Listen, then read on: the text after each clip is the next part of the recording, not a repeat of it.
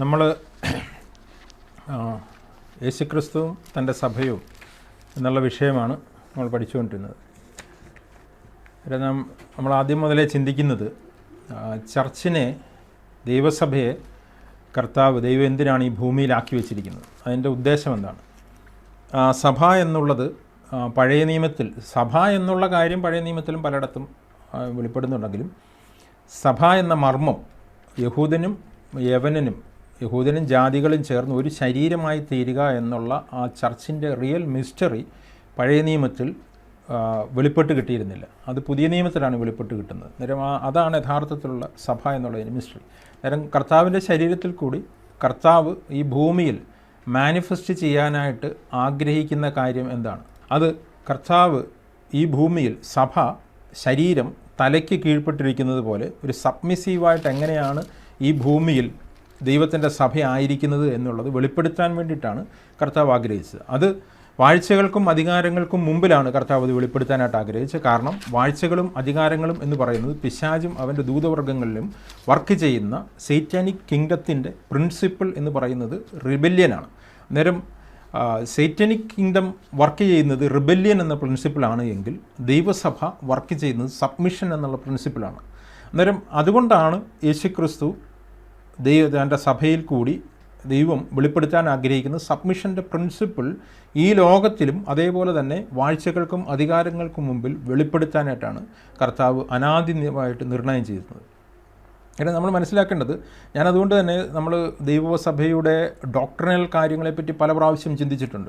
എന്താണ് ദൈവസഭ, എന്തല്ല ദൈവസഭ, ദൈവസഭയിൽ എങ്ങനെയാണ് കാര്യങ്ങൾ വർക്ക് ചെയ്യേണ്ടത്, എങ്ങനെയാണ് ശുശ്രൂഷകൾ നടക്കേണ്ടത് എന്നുള്ളത് വളരെ വ്യക്തമായിട്ട് നമ്മൾ പഠിച്ചിട്ടുണ്ട്. പക്ഷേ ഇതെല്ലാം കറക്റ്റ് ആയെങ്കിൽ പോലും, എല്ലാം നമ്മൾ ഡോക്ട്രിനലി കറക്റ്റ് ആണെങ്കിലും നമ്മൾ ആ പ്രിൻസിപ്പിളിൽ നിന്ന് വയലേറ്റ് ചെയ്യപ്പെട്ട് കഴിഞ്ഞ് കഴിഞ്ഞാൽ അതുകൊണ്ടൊരു കാര്യവുമില്ല. വി വിൽ ബി ഡോക്ട്രിനലി കറക്റ്റ്, പക്ഷേ നമുക്കതും കൊണ്ട് ലൈഫ് ഉണ്ടാവുകയില്ല. ഒരു ശരീരത്തിൻ്റെ ഏറ്റവും വലിയ പ്രത്യേകത എന്ന് പറഞ്ഞു കഴിഞ്ഞാൽ കൈക്ക് 5 വിരലുണ്ട്, 2 കൈയിലൂടെ 10 വിരലുണ്ട്, 1 മൂക്കുണ്ട്, 2 കണ്ണുണ്ട് എന്നുള്ള ആ കൃത്യതയല്ല, അത് വർക്ക് ചെയ്യുന്നൊരു പ്രിൻസിപ്പിളാണ്. ആ വർക്ക് ചെയ്യുന്ന പ്രിൻസിപ്പിൾ എന്നത് തലയുമായി ബന്ധപ്പെട്ട ആ ജീവനിൽ കൂടി വർക്ക് ചെയ്യുന്ന ശരീരത്തിൻ്റെ വർക്കിംഗ് പ്രിൻസിപ്പിളാണ് ഏറ്റവും പ്രധാനം. ഡോക്ടറിനലി എത്രമാത്രം കറക്റ്റ് ആയിരിക്കുന്നു എന്നുള്ളതിനേക്കാൾ കൂടുതൽ. ഡോക്ടറിനലി കറക്റ്റ് ആവണ്ട എന്നല്ലേ പറയുന്നത്, ഡോക്ടറിനലി കറക്റ്റ് ആവുന്നതിനേക്കാൾ ഇമ്പോർട്ടൻ്റ് ആണ് അത് വർക്ക് ചെയ്യുന്ന പ്രിൻസിപ്പിൾ എന്താണെന്നുള്ളത്. അതായത് ആ പ്രിൻസിപ്പിൾ വയലേറ്റ് ചെയ്തിട്ട് നമ്മൾ ഡോക്ടറിനലി കറക്റ്റായിട്ട് കാര്യമില്ല. കാരണം ഞാൻ ആദ്യം പറഞ്ഞതുപോലെ നമുക്ക് പിശാചിൻ്റെ പ്രിൻസിപ്പിൾ കൊണ്ട് ദൈവസഭ ബിൽഡ് ചെയ്യാനായിട്ടോ ദൈവസഭയിൽ കാര്യങ്ങൾ ചെയ്യാനായിട്ടോ കഴിയത്തില്ല. കാരണം പിശാചും ഡോക്ടറിനലി കറക്റ്റാണ്. പിശാചും ദൈവവചനപ്രകാരം ഡോക്ടറിനലി പിശാചിനും എല്ലാം അറിയാം. പക്ഷേ പിശാച് വർക്ക് ചെയ്യുന്ന വേറൊരു പ്രിൻസിപ്പിളാണെന്ന് മാത്രമാണ്. അന്നേരം പിശാച് വർക്ക് ചെയ്യുന്നത് റിബല്യനിലാണെങ്കിൽ ദൈവസഭ വർക്ക് ചെയ്യുന്നത് സബ്മിഷനിലാണ്, ഇല്ലെങ്കിൽ ഫെയ്ത്താണ്. ഫെയ്ത്ത് എന്ന് പറയുന്നത് കർത്താവിലുള്ള ഡിപ്പെൻഡൻസും സബ്മിഷനുമാണ് ഫെയ്ത്തിൽ കൂടി വെളിപ്പെടുന്നത്. അന്നേരം സബ്മിഷൻ എന്നുള്ള പ്രിൻസിപ്പിൾ വർക്ക് ചെയ്യുന്ന ഒരു ശരീരം, ഈ ശരീരം എന്നുള്ള മർമ്മം മാത്രമാണ് പഴയ നിയമത്തിൽ വെളിപ്പെടാതിരുന്നത്. ഇസ്രായേലും ദൈവസഭയുള്ള ബന്ധത്തിൽ മണവാളൻ എന്നുള്ള ബന്ധം വരുന്നുണ്ട്. പല രീതിയിൽ നമ്മളിന്ന് കാണുന്ന പല ബന്ധങ്ങളും പഴയ നിയമത്തിലെ ഇസ്രായേലുമായിട്ട് ബന്ധപ്പെട്ട് യേശുക്രിസ്തു പറയുന്നുണ്ടെങ്കിൽ പോലും ശരീരവും തലയും എന്നുള്ള ആ ഒരു മിസ്റ്ററി പുതിയ നിയമത്തിൽ മാത്രമുള്ളതാണ്, പുതിയ നിയമത്തിൽ മാത്രം വെളിപ്പെട്ടതാണ്. അന്നേരം അവിടെയാണ് യഥാർത്ഥത്തിലുള്ള സബ്മിഷൻ വരുന്നത്. ഒരു തലയ്ക്ക് ശരീരം സബ്മിറ്റ് ചെയ്തിരിക്കുന്നതാണ് ഈ ലോകത്തിലെ ഏറ്റവും വലിയ സബ്മിഷൻ്റെ എക്സാമ്പിൾ. അതുകൊണ്ടാണ് ഞാൻ ആദ്യമേ തന്നെ പറഞ്ഞത്, മനുഷ്യനെ സൃഷ്ടിച്ചതും ഈ ഒരു സബ്മിഷൻ വെളിപ്പെടുത്താനായിട്ടാണ്. പിശാചിൻ്റെ റിബല്യൻ മനുഷ്യൻ അഡോപ്റ്റ് ചെയ്തപ്പോൾ മനുഷ്യൻ ആ സബ്മിഷനിൽ നിന്ന് പുറത്തു വന്ന് പിശാചിൻ്റെ പ്രവൃത്തിയെ വെളിപ്പെടുത്താനായിട്ട് തുടങ്ങി.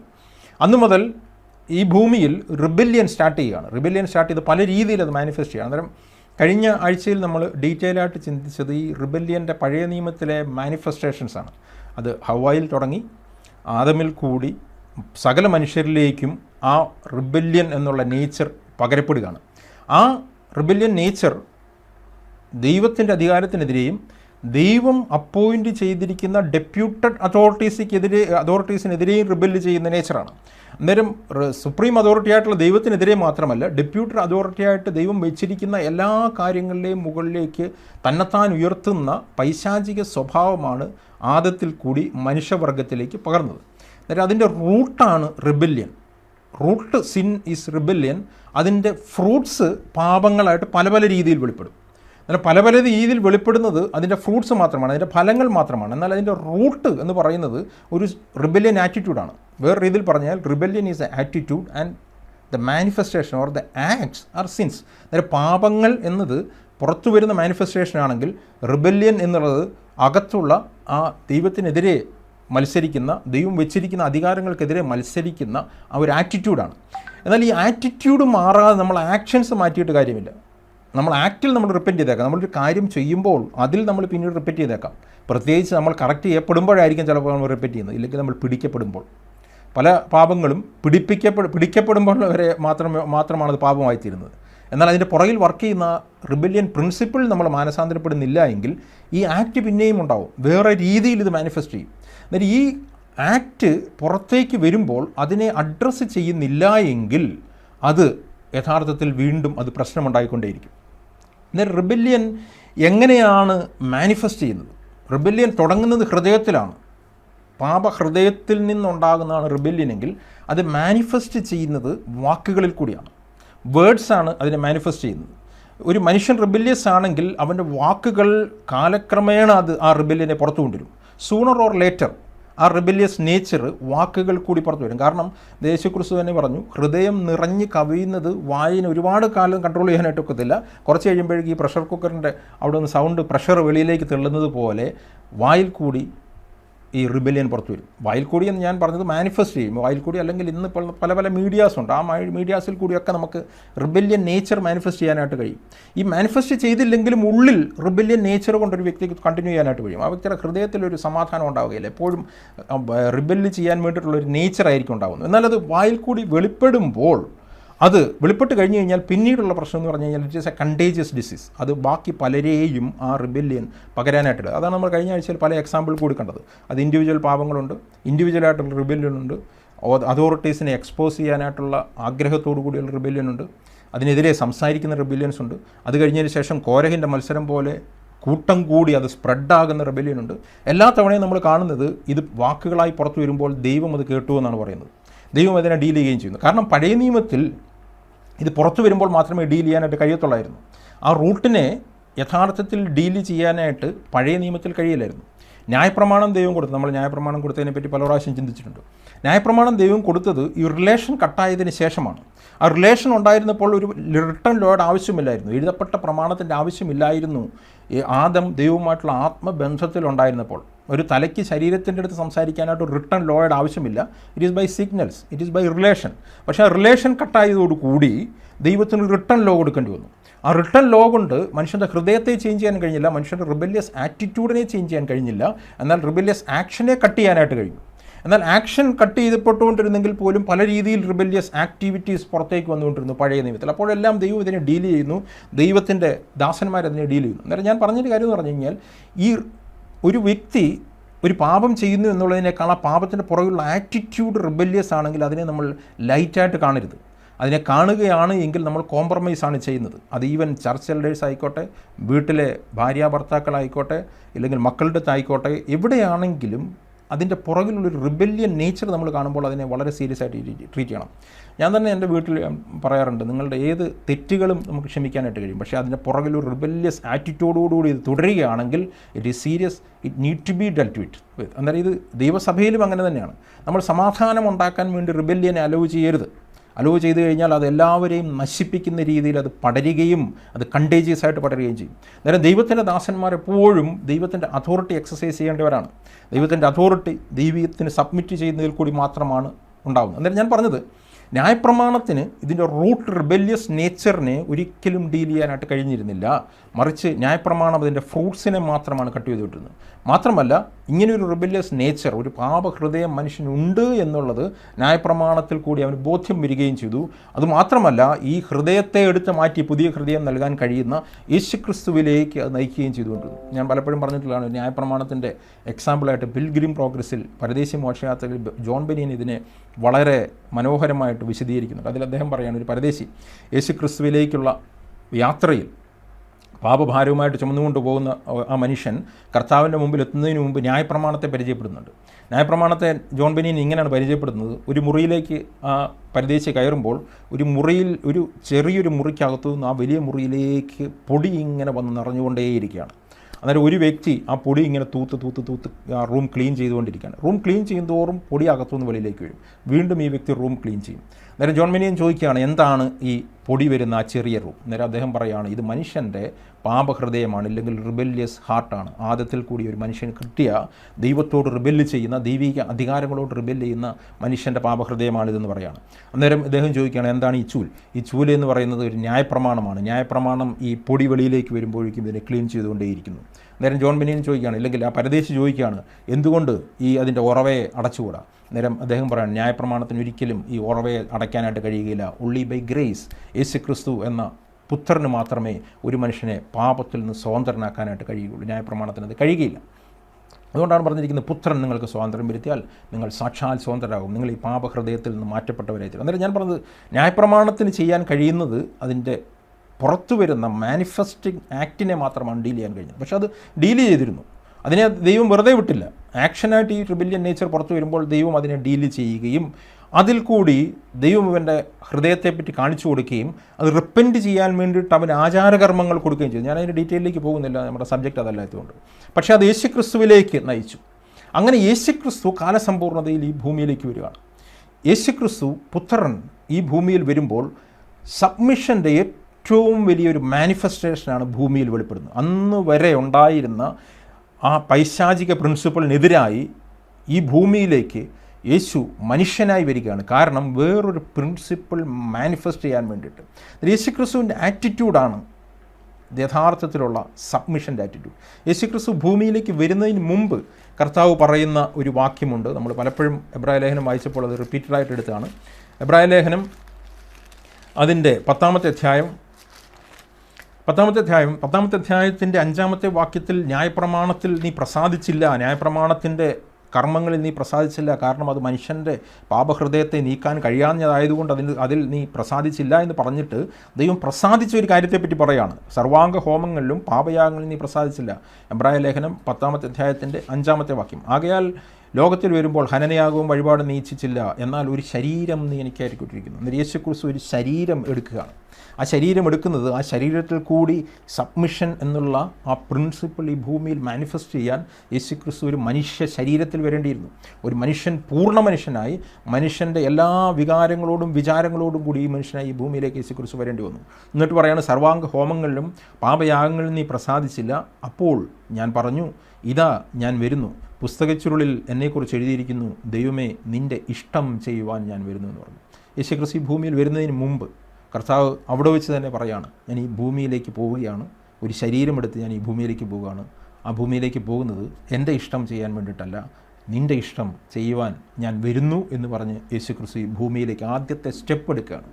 ആ സ്റ്റെപ്പ് എടുത്ത് യേശുക്രിസ്തു ഈ ഭൂമിയിലേക്ക് വരുന്നതിൻ്റെ ഒരു വിശദീകരണമാണ് ഫിലിപ്പ് ലേഖനത്തിൽ നമ്മൾ കാണുന്നത്. അത് വളരെ പ്രധാനപ്പെട്ട ഒരു വാക്യമാണ്. ഒരു ക്രിസ്റ്റോളജിക്കൽ ഡോക്ടറിനെല്ലാം ഫോം ചെയ്യപ്പെടുന്ന ഒരു വാക്യമാണ് ഫിലിപ്പ് ലേഖനം. അതിൻ്റെ 2-ാമത്തെ അധ്യായത്തിൽ നമ്മളെപ്പോഴും വായിക്കുന്ന വാക്യം. ഫിലിപ്പ് ലേഖനം 2-ാമത്തെ അധ്യായത്തിൻ്റെ 6-ാമത്തെ വാക്യം. ക്രിസ്തുവേശുവിലുള്ള ഭാവം തന്നെ നിങ്ങളിൽ ഉണ്ടായിരിക്കട്ടെ. Have this attitude of Jesus Christ. ഇവിടെ പറഞ്ഞിരിക്കുന്നത് യേശു ക്രിസ്തുവിൻ്റെ പ്രവൃത്തിയെ പറ്റിയല്ല, യേശു ക്രിസ്തുവിൻ്റെ ഭാവമാണ്. ഞാനതുകൊണ്ടാണ് പറഞ്ഞത്, rebellion is an attitude, not an act. പാപങ്ങൾ എന്ന് പറയുന്നത് റിബല്യൻ എന്നുള്ള റൂട്ട് ആറ്റിറ്റ്യൂഡിൽ നിന്ന് പുറത്തു വരുന്നതാണെങ്കിൽ, അനുസരണം എന്നുള്ളത് സബ്മിഷൻ എന്നുള്ള റൂട്ട് ആറ്റിറ്റ്യൂഡിൽ നിന്ന് പുറത്തു വരുന്നതാണ്. അന്നേരം ക്രിസ്തുവിൻ്റെ ഭാവമാണ് ഇവിടെ പറഞ്ഞിരിക്കുന്നത്. സബ്മിസീവ് ആറ്റിറ്റ്യൂഡ് എന്താണ് എന്ന് നമ്മൾ പഠിക്കണമെങ്കിൽ യേശു ക്രിസ്തുവിലേക്കാണ് നമ്മൾ നോക്കേണ്ടത്. യേശു ക്രിസ്തുവിൻ്റെ ഭാവമാണ് പറഞ്ഞിരിക്കുന്നത്. ക്രിസ്തുവിൻ്റെ ഭാവം തന്നെ നിങ്ങളിൽ ഉണ്ടായിരിക്കട്ടെ. അവൻ ദൈവരൂപത്തിലിരിക്കെ ദൈവത്തോടുള്ള സമത്വം മുറുകെ പിടിക്കണം എന്ന് വിചാരിക്കാതെ ദാസരൂപമെടുത്ത് മനുഷ്യ സാദൃശ്യത്തിലായി തന്നെത്താൻ ഒഴിച്ച് വേഷത്തിൽ മനുഷ്യനായി.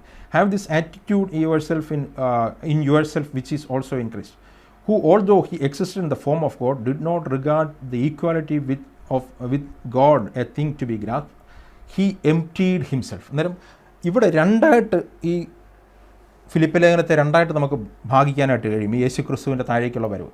ശരിക്കും യേശുക്രിസ്തുവിൻ്റെ ഫിലിപ്പ് ലേഖനം 2:5 മുതൽ 11 വരെയുള്ള വാക്യങ്ങൾ യെശയ്യാ പ്രവചനം 14:12 മുതലുള്ള വാക്യങ്ങളുടെ എക്സാക്ട്ലി ഓപ്പോസിറ്റാണ്.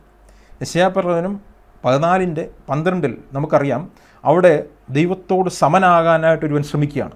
അവൻ തന്നെത്താൻ ഉയർത്തുകയാണ്. അവൻ പറയാണ്, ഞാൻ അത്യുന്നതനോട് സമനാകും എന്ന് പറഞ്ഞ് തന്നെത്താൻ ഉയർത്തുന്ന ഒരു ആറ്റിറ്റ്യൂഡാണ് അവിടെ കാണുന്നത്. പിശാചിൻ്റെ ഹൃദയത്തിലെ റിബല്യസ് ആറ്റിറ്റ്യൂഡ്. ആ ആറ്റിറ്റ്യൂഡാണ് ആദത്തിലേക്ക് പകർന്നതും മനുഷ്യവർഗത്തിലേക്ക് പകർന്നതും. ഇവിടെ ദൈവത്തോട് സമനായിരുന്നവൻ, അത്യുന്നതനായിരുന്നവൻ, ദൈവമായിരുന്നവൻ ആ ദൈവത്തോടുള്ള സമത്വം മുറുകെ പിടിക്കണമെന്ന് വിചാരിക്കാതെ ചെയ്യുകയാണ്, തന്നെത്താൻ ചെയ്യുകയാണ്.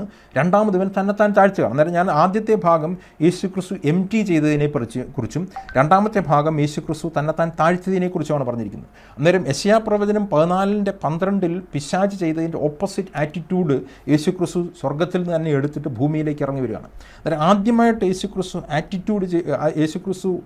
ചെയ്യുന്നത് എന്താണെന്ന് പറഞ്ഞു കഴിഞ്ഞാൽ യേശുക്രിസ്തുവിൻ്റെ ഡിവൈൻ പവേഴ്സ്, ദൈവം എന്ന നിലയിലുള്ള അധികാരങ്ങൾ യേശുക്രിസ്തു ചെയ്യുകയാണ്. കാരണം ആ അധികാരങ്ങൾ കൊണ്ട് യേശുക്രിസ്തു ഈ ഭൂമിയിൽ വന്നിട്ട് ജീവിച്ചാൽ യേശുക്രിസ്തുവിന് തന്നെത്താൻ താഴ്ത്താനായിട്ട് കഴിയത്തില്ല. കാരണം ദൈവത്തിന് ആരുടെയും മുമ്പിൽ തന്നെത്താൻ താഴ്ത്തേണ്ട കാര്യമില്ല, ദൈവത്തിന് ആരെയും അനുസരിക്കേണ്ട കാര്യമില്ല, ദൈവത്തിന് മരിക്കാൻ കഴിയുകയില്ല, ദൈവത്തിന് മനുഷ്യന് ദൈവത്തെ കാണാനായിട്ട് കഴിയുകയില്ല, ദൈവത്തെ പരീക്ഷിക്കാനായിട്ട് കഴിയുകയില്ല. അന്നേരം ഒരുപാട് കാര്യങ്ങൾ ദൈവം എന്ന നിലയിൽ യേശുക്രിസ്തുവിന് ചെയ്യാൻ കഴിയത്തില്ല. അന്നേരം യേശുക്രിസ്തു ആദ്യം ചെയ്യുന്നത് ദൈവം എന്നുള്ള തൻ്റെ പവർ ഒഴിച്ചു മാറ്റുകയാണ്. ദൈവത്വമല്ല ഒഴിക്കുന്നത്, ദൈവം എന്നുള്ള ഡിവൈൻ അതോറിറ്റീസ് യേശുക്രിസ്തു ഒഴിച്ചു എന്ന് മാത്രമല്ല, ഒരിക്കൽ പോലും ഈ ഭൂമിയിൽ യേശുക്രിസ്തു ദൈവം എന്നുള്ള അധികാരം ഉപയോഗിക്കാതെ മനുഷ്യൻ എന്നുള്ള ലിമിറ്റേഷനിലാണ് നിന്നത്. അതായത് ദൈവം എന്നുള്ള സർവാധികാരങ്ങൾ ഒഴിച്ചു വെച്ചിട്ട് മനുഷ്യൻ എന്നുള്ള ലിമിറ്റേഷനിലേക്ക് തന്നെത്താൻ അവൻ ലിമിറ്റ് ചെയ്യുകയാണ് ആദ്യമായിട്ട്. അതാണ് ഹി എംപ്റ്റീഡ് ഹിംസെൽഫ് എന്ന് പറഞ്ഞിരിക്കുന്നത്. രണ്ടാമത് പറഞ്ഞിരിക്കുന്നത് ഹി ഹംബിൾഡ് ഹിംസെൽഫ്. മനുഷ്യനായി ഈ ഭൂമിയിൽ വന്നു എന്ന് മാത്രമല്ല, അവൻ തന്നെത്താൻ താഴ്ത്തി എന്നാണ് പറഞ്ഞിരിക്കുന്നത്. അതാണ് അടുത്ത വാക്യത്തിൽ പറഞ്ഞിരിക്കുന്നത്. മലയാളത്തിൽ അത്ര കറക്റ്റ് ഓർഡറിലല്ല. അവിടെ പറഞ്ഞിരിക്കുകയാണ്, ക്രിസ്തുവേശുള്ള ഭാവം തന്നെ ഉണ്ടായിരിക്കട്ടെ, അവൻ തന്നെത്താൻ ഒഴിച്ച് വേഷത്തിൽ മനുഷ്യനായി തിളങ്ങി. 8ാമത്തെ വാക്യം, തന്നെത്താൻ താഴ്ത്തി. He humbled himself. അന്നേരം അവിടെയാണ് ഹ്യൂമിലിറ്റി വരുന്നത്. ആദ്യം he's emptying his divine powers, divine authorities, and secondly he's humbling himself as a son, as a man. മനുഷ്യനായി ഈ ഭൂമിയിൽ അവൻ തന്നെത്താൻ താഴ്ത്തുകയാണ്. തന്നെത്താൻ താഴ്ത്തുന്നത് എങ്ങനെയാണ് വെളിപ്പെടുന്നത്, എങ്ങനെയാണ് താഴ്മ മാനിഫെസ്റ്റ് ചെയ്യപ്പെടുന്നത്? താഴ്മയ്ക്കൊരു മാനിഫെസ്റ്റേഷൻ ഉണ്ട്, റിബല്യൻ ഒരു മാനിഫെസ്റ്റേഷൻ ഉണ്ടെന്ന് പറഞ്ഞു. ഞാൻ പറഞ്ഞു, ഹൃദയം നിറഞ്ഞു കവിയുന്ന സംസാരിക്കുന്ന പോലെ വാക്കുകളിൽ കൂടി റിബല്യൻ വെളിപ്പെടും, എഴുത്തുകളിൽ കൂടി റിബല്യൻ വെളിപ്പെടും, ആക്ഷനിൽ കൂടി വെളിപ്പെടുന്നത് പോലെ താഴ്മയും വെളിപ്പെടുന്നതാണ്. എങ്ങനെയാണ് താഴ്മ വെളിപ്പെടുന്നത്? അവിടെ പറഞ്ഞിരിക്കുകയാണ്, അവന് തന്നെത്താൻ ഒഴിച്ച് വേഷത്തിൽ മനുഷ്യനായി തന്നെത്താൻ താഴ്ത്തി മരണത്തോളം, ക്രൂശിലെ മരണത്തോളം തന്നെ അനുസരണമുള്ളവനായി തീർന്നു. അന്നേരം ഒബീഡിയൻസ് ആണ് സബ്മിഷൻ്റെ എവിഡൻസ്, വേറൊന്നുമല്ല. ഒബീഡിയൻസ് ആണ് സബ്മിഷൻ്റെ എവിഡൻസ്. പലപ്പോഴും ഇത് ആൾക്കാർ തെറ്റിദ്ധരിക്കുന്നതാണ്. അന്നേരം പലരും ഈ എന്താണ് പറഞ്ഞിരിക്കുന്നത്, താഴ്മ എന്നത് പല രീതിയിൽ പല ആക്റ്റുകളിൽ കൂടി വെളിപ്പെട്ട് കിട്ടുന്നതാണെന്നാണ് വിചാരിക്കുന്നത്. എക്സ്റ്റേണലായിട്ടുള്ള ആക്ഷനാണ് താഴ്മയുടെ ലക്ഷണം എന്ന് പറയുന്നത്. അതായത് ഒരു ആറ്റിറ്റ്യൂഡിൽ നിന്ന് ഉളവാക്കാത്ത എക്സ്റ്റേണൽ ആക്ഷൻസ് താഴ്മയുടെ ലക്ഷണമല്ല. പലപ്പോഴും താഴ്മയുടെ ലക്ഷണമായിട്ട് പലരും പറയുന്നത് പതുക്കെ സംസാരിക്കുക, ആരെയും കറക്റ്റ് ചെയ്യാതിരിക്കുക, ആരുടെടുത്തും ഒരു കാര്യത്തിലും ദേഷ്യപ്പെട്ട് സംസാരിക്കാതിരിക്കുക, വളരെ സോഫ്റ്റായിട്ട് സംസാരിക്കുക, ഇല്ലെങ്കിൽ വെള്ളവസ്ത്രം ഇടുക, ക്ലീൻ ഷേവ് ചെയ്യുക, ഇല്ലെങ്കിൽ വേറെ എക്സ്റ്റേണൽ ആഭരണങ്ങൾ ഊരുക. ഇതൊക്കെ എക്സ്റ്റേണൽ ആക്ഷൻസ് മാത്രമാണ്. ഇതൊക്കെ ആ ആറ്റിറ്റ്യൂഡിൽ നിന്ന് ഉളവാകുന്ന ആക്ഷനാണെങ്കിൽ അതിൽ തെറ്റില്ല. എന്നാൽ ആ ആറ്റിറ്റ്യൂഡിൽ നിന്ന് ഉളവാകാത്ത എക്സ്റ്റേണൽ ആക്ഷനാണ് ഇതെങ്കിൽ ഇത് താഴ്മയുടെ പേര് മാത്രമുള്ള ജഡത്തിൻ്റെ മാനിഫെസ്റ്റേഷനാണ്. ഞാൻ പറയുന്നതല്ല. കൊലോസ്യ ലേഖനത്തിൽ അത് വളരെ വ്യക്തമായിട്ട് പറയുന്നുണ്ട്. കൊലോസ്യ ലേഖനം അതിൻ്റെ 2-ാമത്തെ അധ്യായത്തിൻ്റെ 23-ാമത്തെ വാക്യം. 2-ാമത്തെ അധ്യായം നമ്മൾ മനസ്സിലാക്കണം. യേശുക്രിസ്തു എന്ന തലയുമായി കണക്റ്റഡായി യേശുക്രിസ്തുവിനോട് ചേർന്നൊരു ശരീരം വർക്ക് ചെയ്യുന്നതിനെ പറ്റിയാണ് 2-ാമത്തെ അധ്യായത്തിൽ പൗലോസ് വിശദീകരിക്കുന്നത്. എന്നാൽ യേശുക്രിസ്തു എന്ന തലയുമായി കണക്റ്റഡ് അല്ലാതെ പുറമേയുള്ള മാനിഫെസ്റ്റേഷൻസ് വഴി ഹ്യൂമിലിറ്റി അഭിനയിക്കുന്ന ചിലരുണ്ട്. അത് വഞ്ചിക്കപ്പെടുന്ന ഹ്യൂമിലിറ്റിയാണ്. അതിനെപ്പറ്റിയാണ് പറഞ്ഞിരിക്കുന്നത്. താഴേക്ക് വരുമ്പോൾ 19-ാമത്തെ വാക്യത്തിൽ പറയുകയാണ്. അത് 18 മുതൽ വായിച്ചു കഴിഞ്ഞാൽ മനസ്സിലാവും. താഴ്മയിലും ദൂതന്മാരെ ആരാധിക്കുന്നതിലെന്ന് രസിച്ച് സ്വന്തം ദർശനത്തിൽ പ്രവേശിക്കുകയും തൻ്റെ ജഡമനസ്സിനാൽ വെറുതെ ചീർക്കുകയും തലയെ മുറുകെ പിടിക്കാതെ ഇരിക്കുകയും ചെയ്യുന്നവനാരും നിങ്ങളെ വിരുദ്ധ തെറ്റിക്കരുത്. അന്നേരം പൗലോസ് വാൺ ചെയ്യുകയാണ്, തലയെ മുറുകെ പിടിക്കാതെ താഴ്മയിലും ദൂതന്മാരെ ആരാധിക്കുന്നതിലും രസിച്ച് സ്വന്തം ദർശനത്തിൽ പ്രവേശിക്കുകയും തൻ്റെ ജഡമനസ്സിനാൽ ചീർക്കുകയും ചെയ്യുന്നവരുണ്ട്. തലയുമായി കണക്ഷൻ അല്ലാത്തവരാണ്. അവരെന്താണ് ചെയ്യുന്നത്? കാരണം എങ്ങനെയാണ് ഒരു ശരീരം വർക്ക് ചെയ്യേണ്ടത്? ശരീരത്തിൻ്റെ ഹ്യൂമിലിറ്റി എന്ന് പറയുന്നത് തലയുമായി ചേർന്നിരിക്കുന്നതാണ്. തലയിൽ നിന്ന് കേട്ട് തലയെ അനുസരിക്കുന്നതാണ് ഹ്യൂമിലിറ്റിയുടെ മാനിഫെസ്റ്റേഷൻ. അതങ്ങനെയാണ് യേശുക്രിസ്തു ചെയ്തത്. അടുത്ത വാക്കിൽ പറയുന്നത്, തലയായവനിൽ നല്ലോ ശരീരം മുഴുവൻ സന്ധികളാലും ഞരമ്പുകളാലും ചൈതന്യം ലഭിച്ചും ഏകീഭവിച്ചും ദൈവീകമായ വളർച്ച പ്രാപിക്കുന്നു. അതായത് എങ്ങനെയാണ് ഒരു ശരീരം വർക്ക് ചെയ്യേണ്ടതെന്നുള്ള പ്രിൻസിപ്പിൾ വളരെ ക്ലിയറാണ്. യേശുക്രിസ്തു എങ്ങനെയാണ് ഈ ഭൂമിയിൽ വർക്ക് ചെയ്തത്, അതേ പ്രിൻസിപ്പിൾ യേശുക്രിസ്തു മരിച്ചുയർത്തെഴുന്നേറ്റ് യേശുക്രിസ്തു സഭയുടെ തലയായിത്തീരുമ്പോൾ തലയ്ക്ക് കീഴടങ്ങി ഒരു ശരീരം വർക്ക് ചെയ്യുന്നതാണ് ഹ്യൂമിലിറ്റിയുടെ മാനിഫെസ്റ്റേഷൻ. അത് ഒബീഡിയൻസിൽ കൂടിയാണ് വെളിപ്പെടുന്നത്. അന്നേരം അതിന് പകരമുള്ള എക്സ്റ്റേണലായിട്ടുള്ള ചില വർക്കുകൾ കൂടി മനുഷ്യൻ അവൻ താഴ്മയുള്ളവനാണെന്ന് ചിലർ തെറ്റിദ്ധരിക്കും. അതാണ് അടുത്ത വാക്യത്തിൽ പറഞ്ഞിരിക്കുന്നത്, നിങ്ങൾ ക്രിസ്തുവിനോടുകൂടെ ലോകത്തിൻ്റെ ആദ്യ പാഠങ്ങൾ സംബന്ധിച്ച് മരിച്ചു എങ്കിൽ ലോകത്തിൽ ജീവിക്കുന്നവരെ പോലെ മാനുഷ്യ കൽപ്പനകൾക്കും ഉപദേശങ്ങൾക്കും അനുസരണമായി പിടിക്കരുത്, രുചിക്കരുത്, തുടരുത് എന്നീ ചട്ടങ്ങൾക്ക് കീഴ്പ്പെടുന്നത്. ഞാനിതിൻ്റെ ഡീറ്റെയിലേക്ക് പോകാനായിട്ട് എനിക്ക് സമയമില്ല. ഇതിൻ്റെ കോണ്ടക്സ്റ്റ് വെച്ച് വിശദീകരിക്കേണ്ടതാണെങ്കിൽ ഞാൻ ചുരുക്കി പറയാം. തലയുമായി ബന്ധമില്ലാതെ യേശുക്രിസ്തു എന്ന തലയുമായി കണക്റ്റഡ് ആയ ആ ജീവനിൽ നിയന്ത്രിക്കപ്പെടാതെ എക്സ്റ്റേണൽ റൂൾസ് ആൻഡ് റെഗുലേഷൻസ് പഠിപ്പിക്കുകയും അതിൽ പ്രശംസിക്കുകയും അതിൽ രസിക്കുകയും അത് താഴ്മയുടെ ലക്ഷണമായി മറ്റുള്ളവരെ കാണിക്കുകയും ചെയ്യുന്ന വഞ്ചകന്മാരെ പറ്റിയാണ് അവിടെ പറഞ്ഞിരിക്കുന്നത്. അവരെ ആരും നിങ്ങളെ വഞ്ചിക്കരുതെന്നാണ് പറഞ്ഞിരിക്കുന്നത്. ഇവയെല്ലാം ഉപയോഗത്താൽ നശിച്ചു പോകുന്നത് അത്രേ.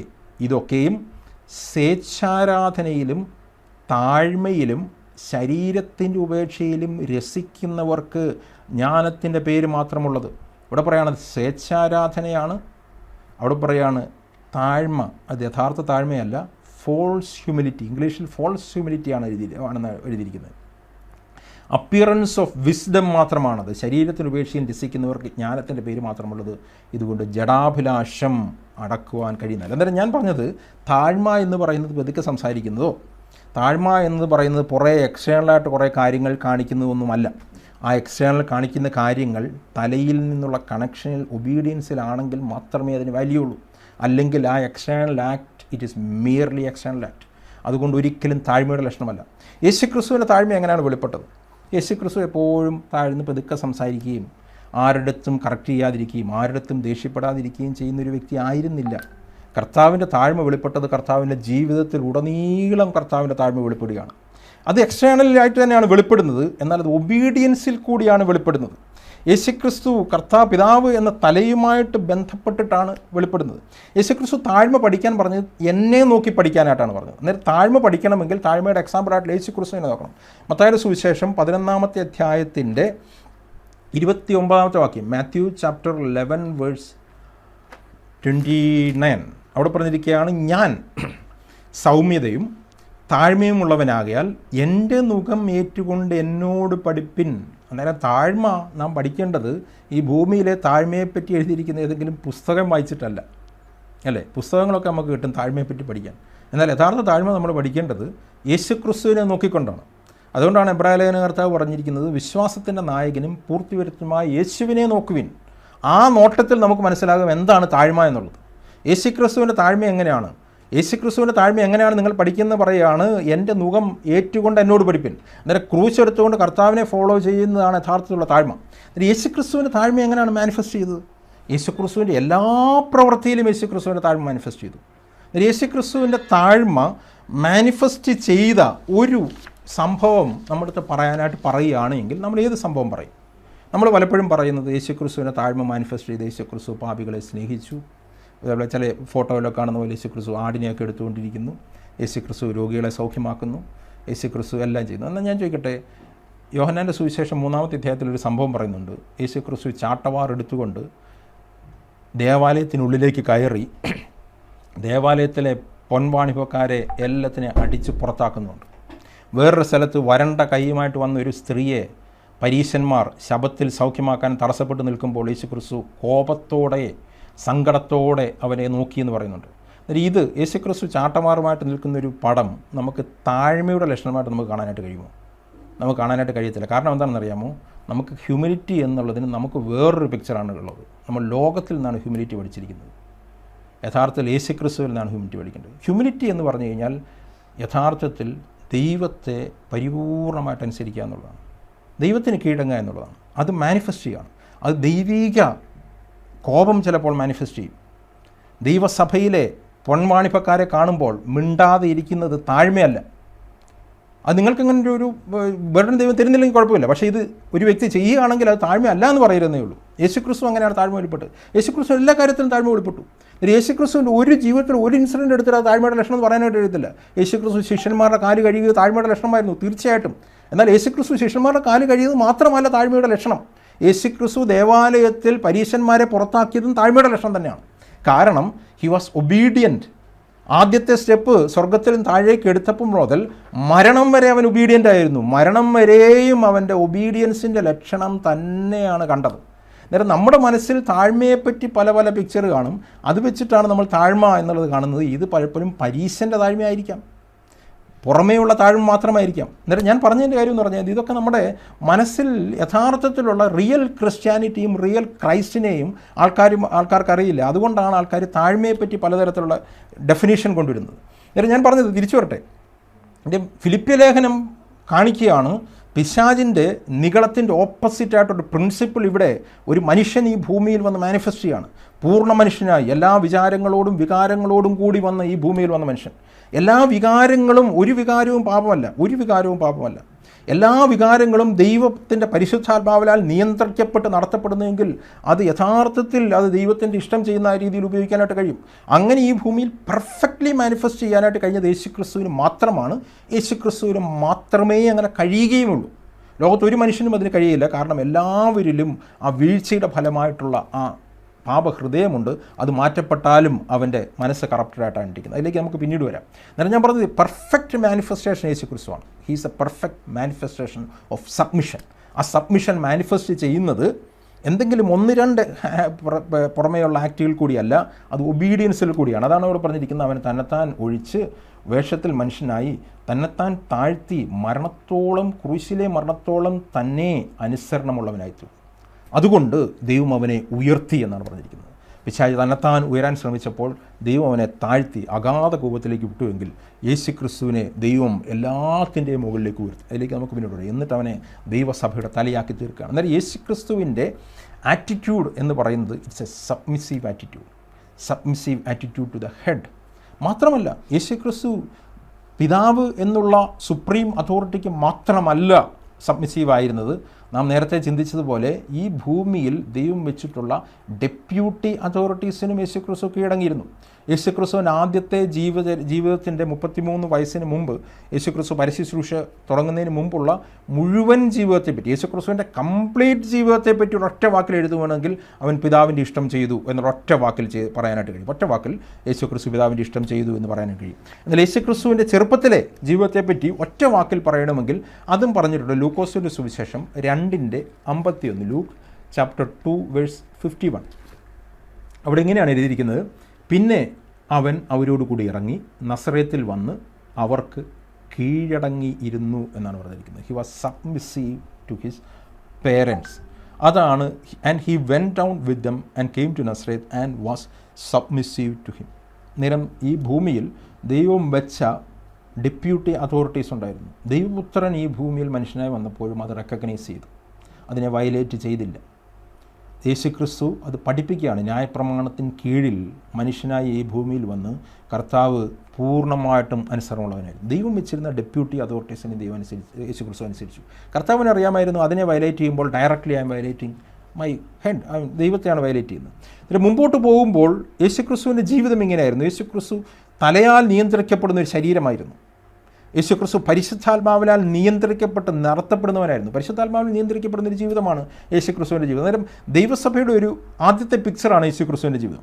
അന്നേരം യേശുക്രിസ്തുവിൻ്റെ പരീക്ഷണങ്ങൾ ഇതുമായിട്ട് ബന്ധപ്പെട്ടിട്ടാണ്. അന്നേരം പിശാച് യേശുക്രിസ്തുവിനെ പരീക്ഷിക്കുമ്പോഴും ഈ ഒരു ടിപ്പൻ, ഈ പ്രിൻസിപ്പിൾ വയലേറ്റ് ചെയ്യാനായിട്ടാണ് പിശാചിൻ്റെ പ്രലോഭനങ്ങൾ. നമ്മൾ ചിന്തിച്ചാണെങ്കിൽ നമുക്ക് വീണ്ടും അതിലേക്ക് പോകാം. മത്തായിയുടെ സുവിശേഷം 4-ാമത്തെ അധ്യായത്തിൻ്റെ 6-ാമത്തെ വാക്യം. പരീക്ഷകൻ വരികയാണ്. ഇത് നമ്മൾ ലൂക്കോസിൻ്റെ സുവിശേഷം വായിച്ചു കഴിഞ്ഞാൽ യേശുക്രിസ്തു പരിശുദ്ധാത്മാവ് നിറഞ്ഞവനായി ജോർദാൻ വിട്ടു മടങ്ങി. പരിശുദ്ധാത്മാവ് അവനെ പിശാചിനാൽ പരീക്ഷിക്കപ്പെടാൻ വേണ്ടി മരുഭൂമിയിലേക്ക് നടത്തി എന്ന് പറയുകയാണ്. അന്നേരം യേശുക്രിസ്തു പരിശുദ്ധാത്മാവിനാൽ നിയന്ത്രിക്കപ്പെട്ട് നടത്തപ്പെടുകയാണ്. യേശുക്രിസ്തു നടക്കുന്നതെല്ലാം, യേശുക്രിസ്തുവിൻ്റെ ഓരോ ആക്റ്റും initiated by Holy Spirit or by Father, പിതാവിനാൽ പരിശുദ്ധാത്മാവിനാൽ നിയന്ത്രിക്കപ്പെട്ട് നടക്കുന്ന ഒരു ശരീരം പോലെ വർക്ക് ചെയ്യുകയാണ്. അവിടെ വരുമ്പോൾ ആദ്യത്തെ പരീക്ഷ വരികയാണ്. പരീക്ഷകനടുത്ത് വന്ന് നീ ദൈവപുത്രനെങ്കിൽ ഈ കല്ല് അപ്പമായി തീരുവാൻ കൽപ്പിക്കാൻ. ഇത് എക്സാക്ട്ലി ആദത്തിന് അല്ലെങ്കിൽ ഹവ്വായ്ക്കുണ്ടായിരുന്ന അതേ പരീക്ഷ തന്നെയാണ്. ആ പരീക്ഷ എന്ന് പറയുന്നത് ഇതാണ്: you step out and do your will. നീ നിൻ്റെ ഇഷ്ടം ചെയ്യുക. നീ ദൈവപുത്രനാണ് എങ്കിൽ നീ ഒരു കാര്യം ചെയ്യുക, അത് പ്രൂവ് ചെയ്യുക. എങ്ങനെയാണ്? ഈ കല്ലിനോട് തപ്പമായി തീരാനായിട്ട് പറയാം. യേശുക്രിസ്തു മറുപടി പറയുകയാണ്, ഒരു മനുഷ്യൻ ഈ ഭൂമിയിൽ എങ്ങനെയാണ് ജീവിക്കേണ്ടത്. അതാണ് ഫിലിപ്പി ലേഖനത്തിൽ പറഞ്ഞിരിക്കുന്നത്. അവൻ തന്നെത്താൻ എംപ്റ്റി ചെയ്ത് വേഷത്തിൽ മനുഷ്യനായി തന്നെത്താൻ താഴ്ത്തി. ഈ മനുഷ്യൻ ഈ ഭൂമിയിൽ വരുമ്പോൾ ദൈവം വെച്ചിരിക്കുന്നൊരു ലിമിറ്റേഷനുണ്ട്. യഥാർത്ഥത്തിൽ ദൈവത്താൽ നിയന്ത്രിക്കപ്പെടുന്ന ഒരു മനുഷ്യന് അവന് നന്മയും തിന്മയും സ്വയമായിട്ട് ചൂസ് ചെയ്യാനായിട്ട് പാടില്ല. ഇല്ലെങ്കിൽ he must be connected to the head. പിതാവായ ദൈവമാണ് കാര്യങ്ങൾ തീരുമാനിക്കുന്നത്. ശരീരത്തിന് സ്വയമായിട്ട് ചെയ്യാൻ കഴിയത്തില്ല. യേശുക്രിസ്തു മറുപടി പറയുകയാണ്, ഞാനൊരു മനുഷ്യൻ ആണ്. ഈ ഭൂമിയിൽ മനുഷ്യൻ എങ്ങനെ ജീവിക്കണമെന്നുള്ളത് മാനിഫെസ്റ്റ് ചെയ്യാനായിട്ടാണ് ഞാൻ വന്നത്. മനുഷ്യൻ ഈ ഭൂമിയിൽ ജീവിക്കുന്നത് ദൈവത്തിൻ്റെ വായിൽ നിന്ന് വരുന്ന വചനം കൊണ്ടാണ്. അതാണ് പറഞ്ഞിരിക്കുന്നത്, man shall live not by bread alone but on every word that proceeds from the mouth of God. ദൈവത്തിൻ്റെ വായിൽ നിന്ന് വരുന്ന വചനങ്ങൾ. എന്നാൽ യേശുക്രിസ്തു പറയുന്ന കാര്യം ഇത്രയേ ഉള്ളൂ, ഞാൻ ജീവിക്കുന്ന ഒരു പ്രിൻസിപ്പിളുണ്ട്. ഞാൻ മാനിഫെസ്റ്റ് ചെയ്യാനായിട്ട് ഈ ഭൂമിയിൽ വന്നൊരു പ്രിൻസിപ്പിളുണ്ട്. അത് സബ്മിഷൻ എന്നുള്ള പ്രിൻസിപ്പിളാണ്. ആ സബ്മിഷൻ എന്ന് പറഞ്ഞാൽ ദൈവത്തിൻ്റെ വായിൽ നിന്നൊരു കാര്യം കേട്ടാലേ എനിക്ക് ചെയ്യാൻ കഴിയത്തുള്ളൂ. ഈ കല്ലിൻ്റെ അടുത്ത് അപ്പമായി തീരണമെങ്കിൽ എനിക്ക് സ്വയമായിട്ട് ചെയ്യാൻ കഴിയത്തില്ല. ഞാൻ ദൈവത്തിൽ നിന്ന് വായിൽ നിന്ന് കേട്ടാലേ ഒക്കത്തുള്ളൂ. പരീശന്മാരെ ദേവാലയത്തിൽ നിന്ന് അടിച്ച് പുറത്താക്കണമെങ്കിൽ അത് എൻ്റെ ഇഷ്ടമല്ല. പിതാവിൻ്റെ ആലയത്തെപ്പറ്റിയുള്ള എരിവ് എന്നെ തിന്നുകളയുന്നതാണ്. ദൈവത്തിൻ്റെ കമാൻഡ്മെൻ്റ് അനുസരിച്ചിട്ടാണ് ഞാൻ ചെയ്യുന്നത്. യേശുക്രിസ്തു ചെയ്ത ഓരോ ആക്ടിൻ്റെയും പുറകിൽ ഒരു ആറ്റിറ്റ്യൂഡ് ഉണ്ടായിരുന്നു. അത് പിതാവിൽ സബ്മിറ്റ്. എന്നിട്ട് ആ ആറ്റിറ്റ്യൂഡ് യേശുക്രിസ്തു അവിടെ തന്നെ വെളിപ്പെടുത്തുകയാണ്. മനുഷ്യൻ ജീവിക്കേണ്ട പ്രിൻസിപ്പിൾ, ആദം വയലേറ്റ് ചെയ്ത പ്രിൻസിപ്പിൾ, പിശാച് തന്നെത്താൻ ഉയർത്തിയ ആ പ്രിൻസിപ്പിളിൻ്റെ ഓപ്പോസിറ്റായിട്ടുള്ള പ്രിൻസിപ്പിളിലാണ് യേശുക്രിസ്തു ഈ ഭൂമിയിൽ വന്നത്. ഇങ്ങനെയാണ് ദൈവം മനുഷ്യനെ സൃഷ്ടിച്ചത്. മനുഷ്യൻ ജീവിക്കാനായിട്ട് ദൈവം വെച്ച പ്രിൻസിപ്പിൾ ദൈവത്തിൻ്റെ വായിൽ നിന്ന് വരുന്ന വചനം കൊണ്ടാണ്. ദൈവത്തിന് തലയിലോട് ചേർന്നുകൊണ്ട് മൂവ് ചെയ്യേണ്ട ഒരു ബോഡി പോലെയാണെന്നാണ് പറഞ്ഞിരിക്കുന്നത്. അന്നേരം യേശുക്രിസ്തു തുടർച്ചയായി ആ സബ്മിഷൻ എന്നുള്ളത് മാനിഫെസ്റ്റ് ചെയ്യുന്നത് കണ്ടിന്യൂസ്ലി. അത് നമ്മൾ അനേക വാക്യങ്ങൾ കൂടി പറയുന്നുണ്ട്. നമ്മൾ എബ്രായ ലേഖനത്തിൽ പറഞ്ഞതുപോലെ യേശുക്രിസ്തു ഭൂമിയിലേക്ക് വരുമ്പോൾ പറയാണ്, എൻ്റെ ഇഷ്ടമല്ല നിൻ്റെ ഇഷ്ടം ചെയ്യാൻ. പിതാവേ ദൈവമേ നിൻ്റെ ഇഷ്ടം ചെയ്യാൻ വരുന്നു. ഭൂമിയിലേക്ക് വന്നപ്പോൾ ഫിലിപ്പി ലേഖനത്തിൽ പറയണം, അവൻ തന്നെത്താൻ താഴ്ത്തി മരണം വരെ അനുസരണമുള്ളതിനായി. കർത്താവിൻ്റെ സ്വന്തം വാക്കുകൾ നമ്മൾ ഇതിനു മുമ്പ് എടുത്തിട്ടുള്ളതാണെങ്കിൽ ഈ സബ്ജക്റ്റുമായിട്ട് ബന്ധപ്പെട്ടായതുകൊണ്ട് ഞാൻ വീണ്ടും എടുക്കുകയാണ്. യോഹന്നാൻ്റെ സുവിശേഷം 5-ാമത്തെ അധ്യായത്തിൻ്റെ 19-ാമത്തെ വാക്യം, John chapter 5 verse 19.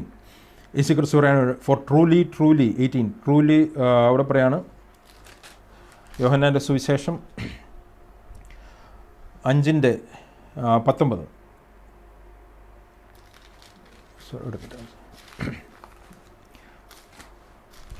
John chapter 5 verse 19 അവിടെ പറഞ്ഞിരിക്കുകയാണ്, truly I say to you son can do nothing by himself. പുത്രന് സ്വതവായി ഒന്നും ചെയ്യാൻ കഴിയുന്നതല്ല. 8-ാമത്തെ അധ്യായത്തിൻ്റെ 28-ാമത്തെ വാക്യത്തിൽ അത് കുറച്ചുകൂടി വിശദീകരിച്ച് പറയാണ് എന്താണ് സ്വയമായി ചെയ്യാൻ കഴിയില്ല എന്ന് പറയുന്നതിൻ്റെ 8:28 പറയാണ്, പുത്രന് സ്വതവായി ഒന്നും ചെയ്യാൻ, സ്വന്തം ഇഷ്ടത്തിൽ ഒന്നും ചെയ്യുവാൻ കഴിയുന്നതല്ല. യോഹന്നാൻ്റെ സുവിശേഷം 8:28. ആകയാൽ യേശു, നിങ്ങൾ മനുഷ്യപുത്രനെ ഉയർത്തിയ ശേഷം ഞാൻ തന്നെ അവനെന്നും ഞാൻ സ്വയമായിട്ട് ഒന്നും ചെയ്യാത്തതുപോലെ അവിടെ പറയാണ്, I am he and I do nothing on my initiative. എൻ്റെ ഇനിഷ്യേറ്റീവിലല്ല ഞാൻ ഒരു കാര്യവും ചെയ്യുന്നതാണ് യേശുക്രിസ്തു പറഞ്ഞത്. കാരണം ഞാൻ ചെയ്യുന്ന കാര്യങ്ങളെ ഇനിഷ്യേറ്റ് ചെയ്യുന്ന വേറൊരു വ്യക്തിയുണ്ട്. He is the initiator. ഞാനാണ് ചെയ്യുന്നതെങ്കിലും അതിനെ ഇനിഷ്യേറ്റ് ചെയ്യുന്നൊരു വ്യക്തിയുണ്ട്. ശരീരമാണ് വർക്ക് ചെയ്യുന്നതെങ്കിലും അതിനെ ഇനിഷ്യേറ്റ് ചെയ്യുന്നത് തലയായ പിതാവാണ് ശരീരമായ പുത്രനിൽ കൂടി മാനിഫെസ്റ്റ് ചെയ്യുന്നത്. ഇനിഷ്യേറ്റ് ചെയ്യുന്നത് പിതാവും ചെയ്യുന്ന വർക്ക് ചെയ്യുന്നത് യേശുക്രിസ്തുവും എന്നാണ് പറഞ്ഞിരിക്കുന്നത്. യോഹന്നാൻ്റെ സുവിശേഷം 14-ാമത്തെ അധ്യായത്തിൻ്റെ 10-ാമത്തെ വാക്യം യേശുക്രിസ്തു പറഞ്ഞ വാക്കുകളെ പറ്റി പറയാം. ഞാൻ പിതാവിലും പിതാവ് എന്നിലും ആകുന്നുവെന്ന് നിങ്ങൾ വിശ്വസിക്കുന്നില്ലയോ? ഞാൻ നിങ്ങളോട് പറയുന്ന വചനം സ്വയമായിട്ടല്ല സംസാരിക്കുന്നത്, പിതാവ് എന്നിൽ വസിച്ചുകൊണ്ട് തന്നെ പ്രവൃത്തി ചെയ്യുന്നു. യേശുക്രിസ്തു പറയുന്നത്, ഞാൻ പറയുന്ന വചനം സ്വയമായിട്ട് ഞാൻ എന്തെങ്കിലും പറയുകയല്ല, ഞാൻ പറയുന്നത് ഞാൻ കേട്ടിട്ട് പിതാവ് പറയുന്ന കാര്യം മാത്രമാണ് പറയുന്നത്. അതായത് ഈ കാര്യങ്ങൾ കൂടി എല്ലാം യേശുക്രിസ്തു വെളിപ്പെടുത്തുന്നത് യേശുക്രിസ്തുവിൻ്റെ പുറകിൽ വർക്ക് ചെയ്യുന്നൊരു കൺട്രോളിങ് ഫോഴ്സ് ഉണ്ട്. യേശുക്രിസ്തു ജീവിച്ചൊരു പ്രിൻസിപ്പിളുണ്ട്. ആ പ്രിൻസിപ്പിൾ എന്നത് ദൈവം തലയായിട്ടിരിക്കുകയും യേശുക്രിസ്തു ശരീരമായി വർക്ക് ചെയ്യുകയും ചെയ്യുന്നൊരു പ്രിൻസിപ്പിളാണ്. അതാണ് 1 കൊരിന്ത്യർ 11 3 വാക്യത്തിൽ നമ്മൾ ആദ്യം തന്നെ എടുത്ത വാക്യങ്ങൾ കൂടി പൗലോസ് വിശദീകരിക്കുന്നത് യേശുക്രിസ്തു ഈ ഭൂമിയിൽ എങ്ങനെയാണ് വർക്ക് ചെയ്തത്, യേശുക്രിസ്തു വർക്ക് ചെയ്ത പ്രിൻസിപ്പിൾ എങ്ങനെയാണ്. 1 കൊരിന്ത്യർ 11:3 നമുക്ക് നമ്മൾ മുമ്പ് എടുത്തിട്ടുള്ളതാണ്, വീണ്ടും എടുക്കാം. അവിടെ പറഞ്ഞിരിക്കുകയാണ്, എന്നാൽ ഏത് പുരുഷൻ്റെയും തല ക്രിസ്തു. ഇത് യേശുക്രിസ്തുവിൻ്റെ മരണപുനരുത്ഥാനത്തിൽ കൂടി കർത്താവ് റെസ്റ്റോർ ചെയ്യുന്നൊരു പൊസിഷനാണ്. സ്ത്രീയുടെ തല പുരുഷൻ. എന്നിട്ട് പറയുകയാണ്, ക്രിസ്തുവിൻ്റെ തല ദൈവം എന്ന് നിങ്ങൾ അറിയണം എന്ന് ഞാൻ ആഗ്രഹിക്കുന്നു. എന്നാൽ പൗലോസ് ഇവിടെ മിസ്റ്ററി പറയുകയാണ്. യേശുക്രിസ്തു ഈ ഭൂമിയിൽ ജീവിച്ച ഒരു ലിവിങ് പ്രിൻസിപ്പിൾ പൗലോസ് എക്സ്പ്ലെയിൻ ചെയ്യുകയാണ്. യേശുക്രിസ്തു ഈ ഭൂമിയിൽ ജീവിച്ചത് പിതാവായ ദൈവം തലയായിട്ടിരുന്നു കൊണ്ട് യേശുക്രിസ്തു ഈ ഭൂമിയിൽ ഒരു ശരീരം പോലെയാണ് വർക്ക് ചെയ്തത്.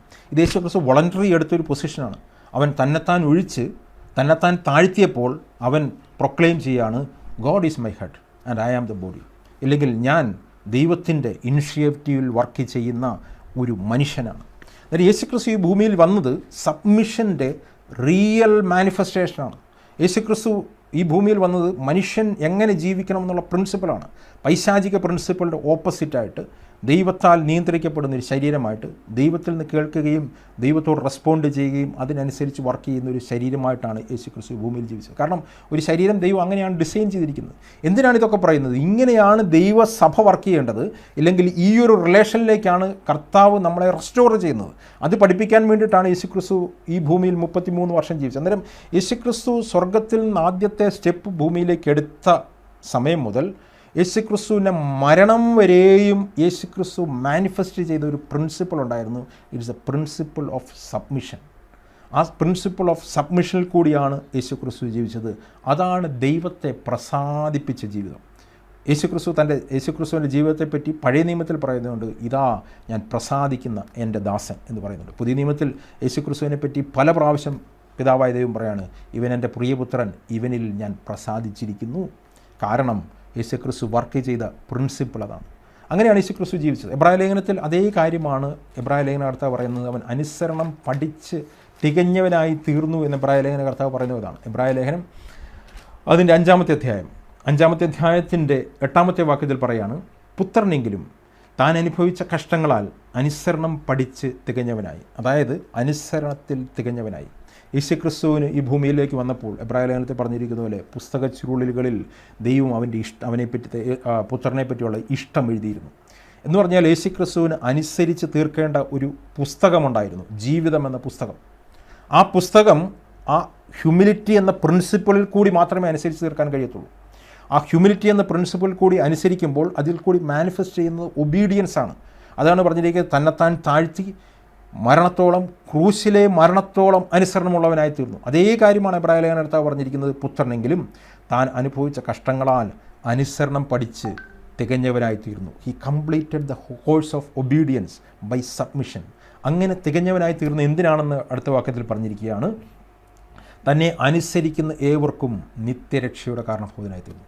വേറെ രീതിയിൽ പറഞ്ഞു കഴിഞ്ഞാൽ, കർത്താവിനെ പോലെ ഈ ഭൂമിയിൽ ഹ്യൂമിലിറ്റിയിൽ ജീവിക്കാൻ ആഗ്രഹിക്കുന്ന ദൈവമക്കൾക്ക് ആ ഒരു വഴി തുറക്കാനായിട്ട്, അവരുടെ നിത്യരക്ഷയുടെ കാരണഭൂതനായി തീരാനായിട്ടാണ് യേശുക്രിസ്തു ഓട്ടം ഓടി തികച്ചതെന്നാണ് പറഞ്ഞത്. അന്നേരം യേശുക്രിസ്തുവിൻ്റെ ജീവിതമാണ് ഈ ഭൂമിയിൽ സബ്മിഷൻ്റെ എക്സാമ്പിൾ. ഭൂമിയിലുള്ള ഒരു പുസ്തകങ്ങളുമല്ല, ഒരു എക്സാമ്പിൾസുമല്ല, യേശുക്രിസ്തുവിൻ്റെ ജീവിതമാണ്. പിശാചിൻ്റെ ജീവിതത്തിൻ്റെ നേരെ ഓപ്പോസിറ്റായിട്ട്, ആദത്തിൻ്റെ ജീവിതത്തിൻ്റെ നേരെ ഓപ്പോസിറ്റായിട്ട്. അതുകൊണ്ടാണ് റോമാലേഖനത്തിൽ കണ്ടിന്യൂസായി ആദത്തിനെയും യേശുക്രിസ്തുവിനെയും പറ്റി കോൺട്രാസ്റ്റ് ചെയ്ത് പറഞ്ഞിരിക്കുന്നത്, ഏക മനുഷ്യൻ്റെ അനുസരണക്കേടിനാൽ അനേകർ പാപികളായി തീർന്നത് പോലെ ഏക മനുഷ്യൻ്റെ അനുസരണത്തിനാൽ അനേകർ നീതിമാന്മാരായി തീരുമെന്ന് പറഞ്ഞു. എന്നിട്ട് ഞാൻ പറഞ്ഞതിൻ്റെ കാര്യം ഞാൻ ചുരുക്കി പറയട്ടെ. ഞാൻ ഇത്രയും നേരം പറഞ്ഞത് സൺസ് ഒബീഡിയൻസ്, യേശുക്രിസ്തുവിൻ്റെ സബ്മിഷൻ, അതാണ് നമ്മൾ സുവിശേഷങ്ങളിൽ കാണുന്നത്, അതാണ് ദൈവവചനത്തിൽ കൂടി വെളിപ്പെട്ട് കാണുന്നത്. പക്ഷേ ഇത് നമുക്ക് ഒരിക്കലും പ്രയോജനം ചെയ്യുന്ന ഒരു കാര്യമല്ല. യേശുക്രിസ്തു ഈ ഭൂമിയിൽ ജീവിച്ച് ദൈവത്തെ പ്രസാദിപ്പിച്ചു എന്നുള്ള ആ ഒരു കാര്യം കൊണ്ട് മാത്രം അത് നമുക്ക് അപ്രീഷിയേറ്റ് ചെയ്യാൻ മാത്രമേ കഴിയത്തുള്ളൂ. നമുക്കത് നോക്കിയിട്ട് പറയാനായിട്ട് കഴിയും, നല്ല ജീവിതം ഇങ്ങനെയാണ് ജീവിക്കേണ്ടത്, ഇതാണ് ഐഡിയൽ പൊസിഷൻ, ഇതാണ് പെർഫെക്റ്റ് മനുഷ്യൻ എങ്ങനെയാണ് ജീവിക്കേണ്ടതെന്നുള്ളത് യേശുക്രിസ്തു ഈ ഭൂമിയിൽ ജീവിച്ച് കാണിക്കുകയാണ്. ഞാൻ നേരത്തെ പറഞ്ഞു, ഇതൊരു പെർഫെക്റ്റ് എക്സാമ്പിളാണ്. പെർഫെക്റ്റ് എക്സാമ്പിൾ, ഒരു ഫോൾട്ടുമില്ലാത്ത ഒരു എക്സാമ്പിൾ. ഈ ഭൂമിയിലെ പെർഫെക്റ്റ് മനുഷ്യൻ ഈ ഭൂമിയിൽ പെർഫെക്റ്റായിട്ട് ജീവിച്ചു. ആദം ഒരു പെർഫെക്റ്റ് മനുഷ്യനായിരുന്നു, എന്നാൽ ഒരു പെർഫെക്റ്റ് വേൾഡിലായിരുന്നു ആദം ജീവിച്ചത്. എന്നാൽ യേശുക്രിസ്തു ഈ ഭൂമിയിൽ വരുമ്പോൾ അവനൊരു പെർഫെക്റ്റ് മനുഷ്യനായിരുന്നു, പാപമില്ലാത്തവനായിരുന്നു, എല്ലാ വികാരങ്ങളും നമ്മളെപ്പോലെയുള്ള എല്ലാ ഇച്ഛാശക്തിയും ഉള്ള മനുഷ്യനായിരുന്നുവെങ്കിലും യേശുക്രിസ്തു വന്നതൊരു പെർഫെക്റ്റ് വേൾഡിലായിരുന്നില്ല. വീണുപോയ ഒരു ലോകത്തിൽ, താഴ്ച വന്ന ഒരു ശരീരത്തിൽ യേശുക്രിസ്തു പെർഫെക്റ്റ്ലി പിതാവിൻ്റെ ഇഷ്ടം ചെയ്ത് ജീവിച്ചു. അന്നേരം ഇംപെർഫെക്റ്റ് വേൾഡിൽ നമ്മളെപ്പോലെയുള്ള എല്ലാ ലിമിറ്റേഷനോടും കൂടിയുള്ള ഒരു ശരീരത്തിൽ പാപമില്ലാത്തവനായി യേശുക്രിസ്തു പിതാവിൻ്റെ ഇഷ്ടം പരിപൂർണമായിട്ട് നിവർത്തിച്ചു, പെർഫെക്റ്റ്ലി ഒബേ ചെയ്തു. അതാണ് എബ്രായ ലേഖനത്തിൽ പറഞ്ഞിരിക്കുന്നത്, നിത്യാത്മാവിനാൽ അവൻ തന്നെത്താൻ നിഷ്കളങ്കനായി പിതാവിനെ അർപ്പിച്ചു. യേശുക്രിസ്തുവിൻ്റെ ഈ ഭൂമിയിലത്തെ ജീവിതം, ഞാൻ വീണ്ടും പറയുന്നത് ശ്രദ്ധിക്കണം, യേശുക്രിസ്തുവിൻ്റെ ഈ ഭൂമിയിലെ ജീവിതം മാത്രം എടുത്താൽ അത് നമുക്ക് അപ്രീഷിയേറ്റ് ചെയ്യാൻ കഴിയുന്ന ഒരു എക്സാമ്പിൾ മാത്രമാണ്. അതൊരിക്കലും നമുക്ക് ഫോളോ ചെയ്യാൻ കഴിയുന്ന ഒരു എക്സാമ്പിളല്ല. യേശുക്രിസ്തുവിൻ്റെ ജീവിതം നമുക്ക് ഫോളോ ചെയ്യാൻ കഴിയത്തില്ല. കാരണം ഈ ഭൂമിയിൽ വീണു വന്ന മനുഷ്യനെല്ലാം ഒരു റിബല്യസ് ഹാർട്ടുണ്ട്, ദൈവത്തിനെതിരെ മത്സരിക്കുന്ന ഒരു ഹൃദയമുണ്ട്. ഈ ഭൂമിയിൽ ജനിക്കുമ്പോൾ മുതൽ ദൈവത്തിനെതിരെ മത്സരിക്കുന്ന ആ ഹൃദയത്തോടു കൂടിയാണ് അവൻ ജീവിക്കുന്നത്. അവനൊരിക്കലും യേശുക്രിസ്തുവിൻ്റെ പെർഫെക്റ്റ് എക്സാമ്പിൾ ഈ ഭൂമിയിൽ ഫോളോ ചെയ്യാനായിട്ട് കഴിയത്തില്ല. അതിനുവേണ്ടി യേശുക്രിസ്തു എന്ത് ചെയ്തു എന്നുള്ളതാണ് സുവിശേഷത്തിൻ്റെ ഏറ്റവും വലിയ മർമ്മം. അതുകൂടി പറഞ്ഞിട്ട് ഞാൻ ഇന്നത്തെ ക്ലാസ് നിർത്താനായിട്ട് ആഗ്രഹിക്കുകയാണ്. അത് നമ്മൾ മനസ്സിലാക്കി കഴിഞ്ഞാൽ എങ്ങനെയാണ് കർത്താവ് നമ്മളെ ആ ഒരു റിലേഷനിലേക്ക് റെസ്റ്റോർ ചെയ്തതെന്നുള്ളതും, എങ്ങനെ ഇനി നമുക്ക് കർത്താവിൻ്റെ അതേ കാലടികളെ പിന്തുടർന്ന് ആ പ്രിൻസിപ്പിൾ ജീവിക്കാൻ കഴിയുമെന്നുള്ളത് മനസ്സിലാക്കാം. അല്ലാതെ യേശുക്രിസ്തുവിൻ്റെ ജീവിതം മാത്രം നോക്കി ഒരു മനുഷ്യൻ അതിനെ അനുകരിക്കാനായിട്ട് ശ്രമിച്ചു കഴിഞ്ഞാൽ ഒരിക്കലും അതിന് കഴിയത്തില്ല. ന്യായപ്രമാണം പോലും ആചരിക്കാൻ കഴിയാത്ത മനുഷ്യന് യേശുക്രിസ്തുവിൻ്റെ ജീവിതം അനുസരിക്കാനായിട്ടോ കഴിയത്തില്ല. അതിനുവേണ്ടി യേശുക്രിസ്തു എന്താണ് ചെയ്തത് അതുകൂടി വായിച്ചിട്ട് നമുക്ക് നിർത്താം. ഗലാത്യ ലേഖനം അതിൻ്റെ 3-ാമത്തെ അധ്യായത്തിൻ്റെ 13-ാമത്തെ വാക്യം. Galatians chapter 3 verse 13. ഗലാത്യ ലേഖനം 3-ാമത്തെ അധ്യായത്തിൻ്റെ 13-ാമത്തെ വാക്യം.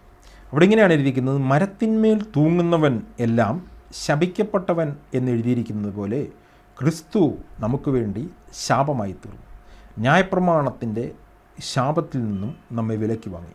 അബ്രഹാമിൻ്റെ അനുഗ്രഹം ക്രിസ്തുവേശുവിൽ ജാതികൾക്ക് വരേണ്ടതിന് നാം ആത്മാവെന്ന വാഗ്ദത്ത വിഷയം വിശ്വാസത്താൽ പ്രാപിക്കേണ്ടത്. വീണ്ടും ഇതൊരു വേറൊരു വലിയൊരു സബ്ജക്റ്റിൻ്റെ ഒരു ഭാഗമാണ് എഴുതുന്നത്.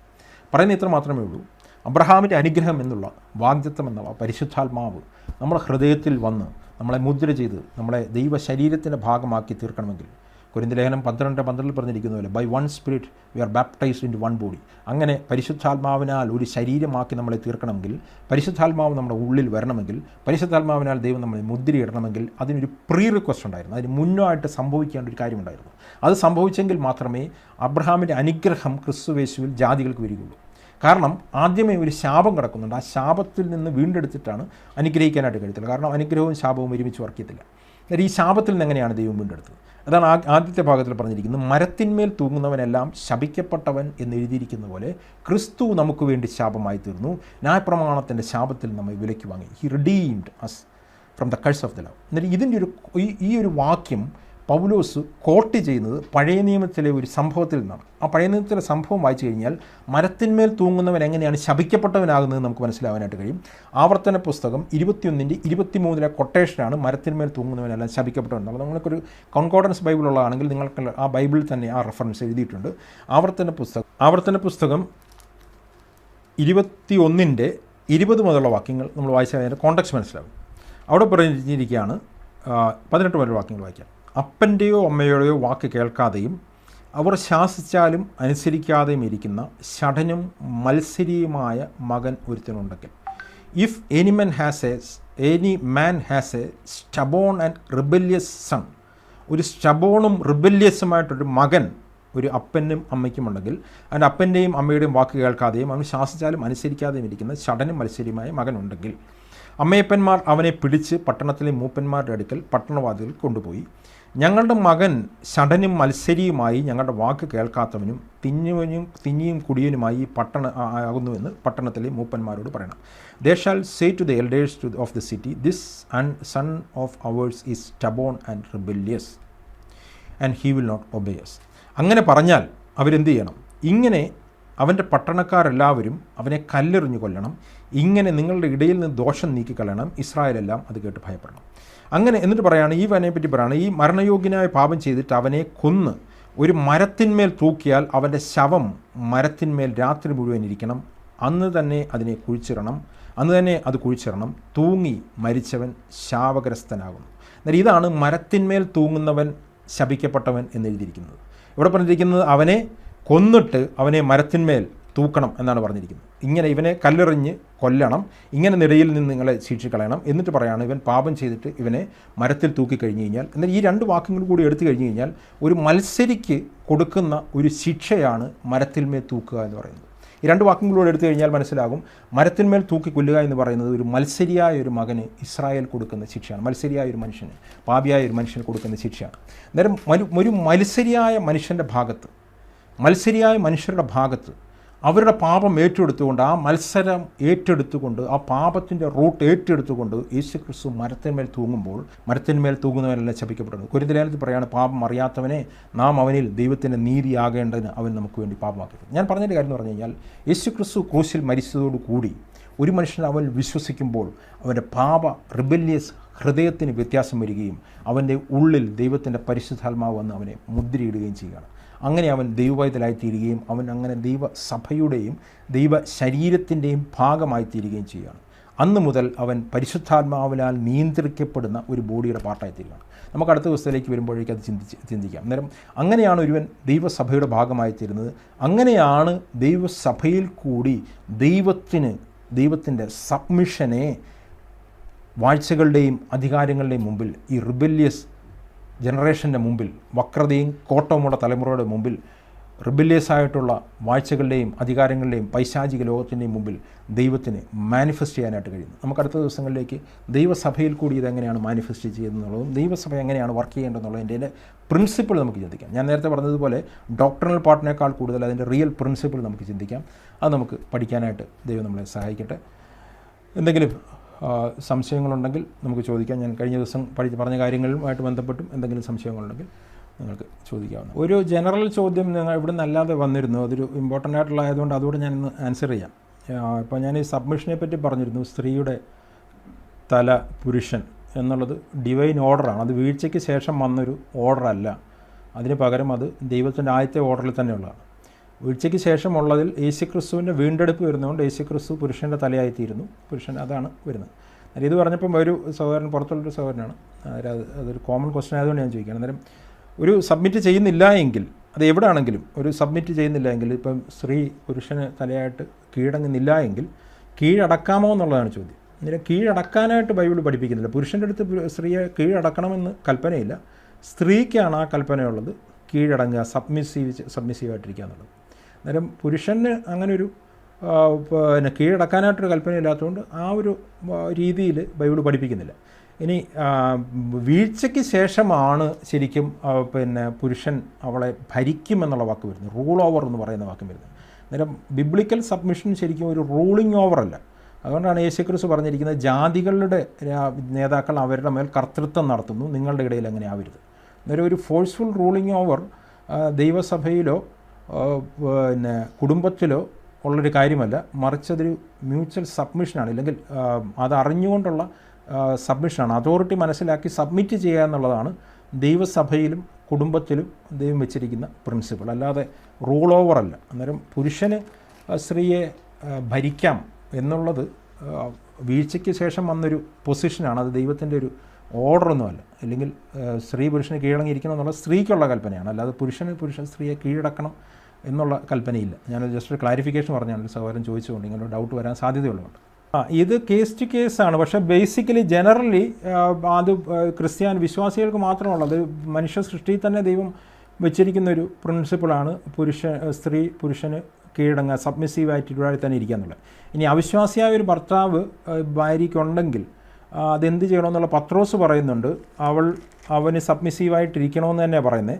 അവൻ വചനം കൂടാതെ അനുസരിക്കാനായിട്ട് ഇടയായിത്തീരുമെന്നാണ് പത്രോസ് പറയുന്നത്. വാക്യം 3:1. ഭാര്യമാരെ നിങ്ങളുടെ ഭർത്താക്കന്മാർക്ക് കീഴടങ്ങിയിരിക്കുവിൻ, അവരിൽ ആരെങ്കിലും വചനം അനുസരിക്കാത്ത പക്ഷം ഭയത്തോടു കൂടിയ നിങ്ങളുടെ നിർമ്മലമായ നടപ്പ് കണ്ട് വചനം കൂടാതെ ഭാര്യമാരുടെ നടപ്പിനാൽ ചേർന്ന് വരുവാൻ ഇടയായിത്തീരും. അന്നേരം ഇതൊരു അനാത്മീയനായ ഒരു പുരുഷന് കീഴടങ്ങിയിരിക്കാൻ തന്നെയാണ് പറയുന്നത്.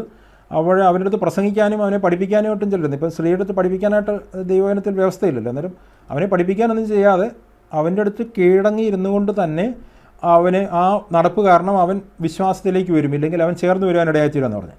പിന്നെ കേസ് ടു കേസ്, ഇവിടെ ഒരു ഞാൻ നേരത്തെ പറഞ്ഞ പോലെ ഒരു സുപ്രീം അതോറിറ്റിയാണ് ഏറ്റവും, ഞാനത് അടുത്ത ആ ചാപ്റ്ററിലേക്ക് വരുമ്പം ഞാൻ ഡിസ്കസ് ചെയ്യാം. ദൈവം വെച്ചിരിക്കുന്ന ഈ സെക്കൻഡറി അതോറിറ്റി ഉണ്ടല്ലോ, ഈ രണ്ടാമത്തെ അതോറിറ്റി, ആ അതോറിറ്റിയെ നമുക്ക് വയലേറ്റ് ചെയ്യാനായിട്ടുള്ള ഏക ഒരു അനുവാദം എന്ന് പറയുന്നത് ആ സുപ്രീം അതോറിറ്റി അനുസരിക്കാൻ വേണ്ടിയിട്ടാണ്. അന്നേരം ദൈവകൽപ്പനകളിൽ ഡയറക്റ്റ്ലി വയലേറ്റ് ചെയ്യുന്ന എന്തെങ്കിലും ഒരു കാര്യം ഒരു ഭർത്താവ് ഭാര്യയെടുത്ത് പറഞ്ഞാലും ആ ഭാര്യയ്ക്ക് സബ്മിസീവായിട്ട് അതിനെ ഡിസോബേ ചെയ്യാം. അന്നേരം നമ്മൾ പലപ്പോഴും വിചാരിക്കുന്ന ഈ ഡിസോബേ ചെയ്യുക എന്ന് പറയുന്നതും സബ്മിസീവായിട്ട് തന്നെ ചെയ്യാനായിട്ട് കഴിയും. അന്നേരം ഈവൻ സഭയിലാണെങ്കിൽ പോലും ദൈവദാസന്മാർ ദൈവവചനത്തിന് വിരോധമായിട്ടൊരു കാര്യം സഭയിലുള്ള വിശ്വാസികളെ പഠിപ്പിച്ചാലും ആ വിശ്വാസികൾക്ക് അതിനെ ഡിസോബേ ചെയ്യാം സബ്മിസീവായിട്ട് തന്നെ. അതേപോലെ തന്നെ ഭർത്താവിനെ ഭാര്യയ്ക്ക് ആ സബ്മിസീവ് സ്പിരിറ്റിൽ if it is a direct violation of the supreme authority അതിനെ വയലേറ്റ് ചെയ്യാം, അത് സബ്മിസീവ് ആറ്റിറ്റ്യൂഡിൽ. പക്ഷേ ആ ഡയറക്റ്റ് കമാൻഡ്മെൻറ്റ് അല്ലാത്ത കാര്യങ്ങളൊക്കെ ആണെങ്കിൽ, ചെറിയ ചെറിയ കാര്യങ്ങളോ ഇല്ലെങ്കിൽ അങ്ങനത്തെ കാര്യങ്ങളൊക്കെ ആണെങ്കിൽ ഭർത്താവിനെ അനുസരിക്കുക തന്നെയാണ് വേണ്ടത്, താഴ്മയോട് തന്നെ അനുസരിക്കുക തന്നെയാണ് വേണ്ടത്. അന്നേരം ഇപ്പോൾ ഒരു എന്തെങ്കിലും അത് പ്രാക്ടിക്കലി ഓരോ കാര്യങ്ങൾ വരുമ്പം നമുക്ക് മനസ്സിലാവും. അന്നേരം ഡയറക്റ്റ്ലി ഒരു ഭയങ്കര ഒരു ദൈവത്തിൻ്റെ കൽപ്പനയോട് എതിരെയുള്ള കാര്യമാണെങ്കിൽ ഭർത്താവിന് ഭാര്യയ്ക്ക് അനുസരിക്കേണ്ട കാര്യമില്ല. അവിടെ സബ്മിസീവായിട്ട് തന്നെ അതിനെ ഡിസൊബേ ചെയ്യാം, ആ കൽപ്പന അനുസരിക്കുന്നില്ല എന്ന് പറയാം. കുട്ടികൾക്ക് മാതാപിതാക്കളെ അങ്ങനെ ആ രീതിയിൽ ചെയ്യാൻ കഴിയും. അതുകൊണ്ടാണ് കുട്ടികൾക്ക് ക്രിസ്തുവിൽ കീഴടങ്ങിയിരിക്കാൻ പറയുന്നത് മാതാപിതാക്കന്മാർ. അന്നേരം ദൈവം വെച്ചിരിക്കുന്ന സബോർഡിനേറ്റ് അതോറിറ്റീസ്, സെക്കൻഡറി അതോറിറ്റീസിനെ ഡിസൊബേ ചെയ്യാനായിട്ടുള്ള ഓപ്ഷൻ ഉണ്ട് ബൈബിളിൽ. അത് സുപ്രീം അതോറിറ്റി അനുസരിക്കാൻ വേണ്ടി മാത്രമായിരിക്കണം, അത് സബ്മിസീവ് സ്പിരിറ്റിലും ആയിരിക്കണമെന്നുണ്ട്. ഓക്കെ.